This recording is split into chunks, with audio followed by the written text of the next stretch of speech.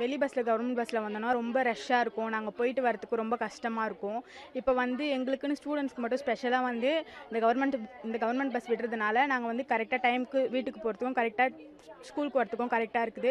அதுவும் இல்லாத நார்மலாக கவர்மெண்ட் பஸ்னால் எங்களை வந்து பஸ் ஸ்டாப்பில் விட்டுருவாங்க. அங்கேருந்து இங்கே வரத்துக்கு வந்து ரொம்ப லேட் ஆகும். இப்போ வந்து எங்களுக்கு கேம்பஸ்லேயே வந்து விடுறதுனால வீட்டுக்கும் கரெக்டாக கூப்பிட்டு போய் விடுறதுனால ரொம்ப ஈஸியாக இருக்குது. நார்மல் பஸ்னால் நாங்கள் வந்து வெளியில் போகும்போது எந்த டைமிங்கில் வரும், எப்படி கூப்பிட்டு போவாங்க அது எதுவுமே தெரியாது. சில டைம் பஸ் வரும், சில டைம் பஸ் வராது, சில டைம் கூட்டமாக வரும். நாங்கள் எப்படி ஏறி போகிறதுன்னு எங்களுக்கு தெரியாது.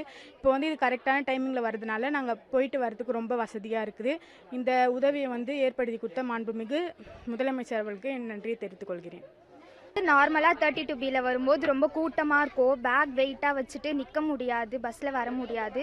ஸ்கூலுக்கும் வந்து வரதுக்கு ரொம்ப லேட் ஆகும். இதனால் படிப்பும் வந்து பாதிக்கப்படுது. இப்போது முதலமைச்சருடைய இந்த தனி பஸ்ஸு விட்டுறதுனால இது மூலமாக சீக்கிரமாக ஸ்கூலுக்கு வர நல்லாவும் படிக்கிறேன். பஸ்ஸில் வந்து உட்காந்துக்கிட்டு ரொம்ப சிரமப்படாமல் வர முடியுது. இதனால் முதலமைச்சருக்கு ரொம்ப நன்றி. பெண் குழந்தைகளுக்காக சிறப்பான ஏற்பாடாக இருக்குது. எங்கள் பள்ளி வந்து பெண்கள் படிக்கக்கூடிய பள்ளி.